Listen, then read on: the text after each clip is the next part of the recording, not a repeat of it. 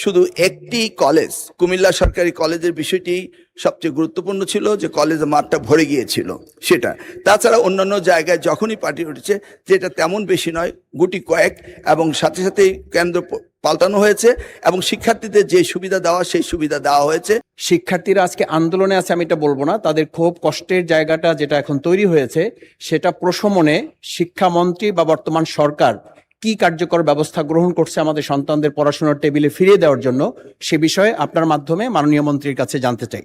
ধন্যবাদ মাননীয় সদস্য। মাননীয় শিক্ষামন্ত্রী।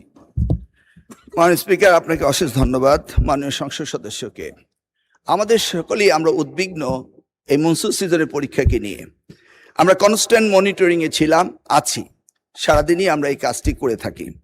সেখানে দেখা গিয়েছে কোনো কোনো কেন্দ্রে যদি পরীক্ষার কেন্দ্রগুলিতে পানি উঠে থাকে, তাৎক্ষণিকভাবে আমরা কেন্দ্র সরিয়ে দেই। লোকাল অ্যাডমিনিস্ট্রেশনকে এই দায়িত্ব দেওয়া হয়েছে।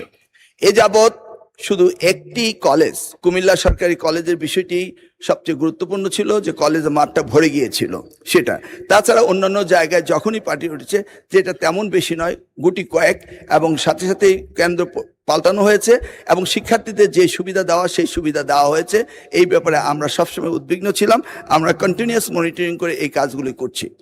যেই সেই ক্ষেত্রে আমরা মনে করি এখনো ক্ষতিগ্রস্ত হয়েছে, এই ক্ষতিগ্রস্ত তাদেরকে শুধরিয়ে দেওয়া আমাদের জন্য কোনো বিরাট কাজ নয়, কারণ আমরা অনেক জায়গায় পরীক্ষা বন্ধ করেছি এবং আমরা আবার আমাদের কোশ্চেন সেট রয়েছে, আমরা আবার তাদের পরীক্ষা নেব।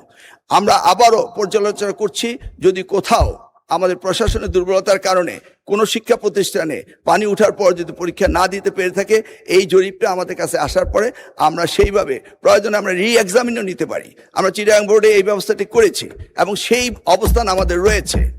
সেই জন্যই আবার অনুরোধ করব, শিক্ষার্থীরা যার যার পড়ার টেবিলে ফিরে যাক। আমরাই উদ্বিগ্ন তাদের চেয়ে বেশি কিভাবে তাদেরকে আমরা পরীক্ষা সঠিকভাবে নেব এবং এই দুর্যোগ মোকাবেলা করব। আমি আবারও আশ্বাস দিচ্ছি যে যেই সমস্ত পরীক্ষা কেন্দ্রে এই ধরনের ভুল ত্রুটি হয়েছে, সেখানে রি-এক্সামিন নেওয়ার প্রভিশন আমাদের রয়েছে। এরা আমাদের ভবিষ্যৎ, এদেরকে আমরা কোনো অবস্থায় ডিপ্রাইভ করতে পারি না, করব না।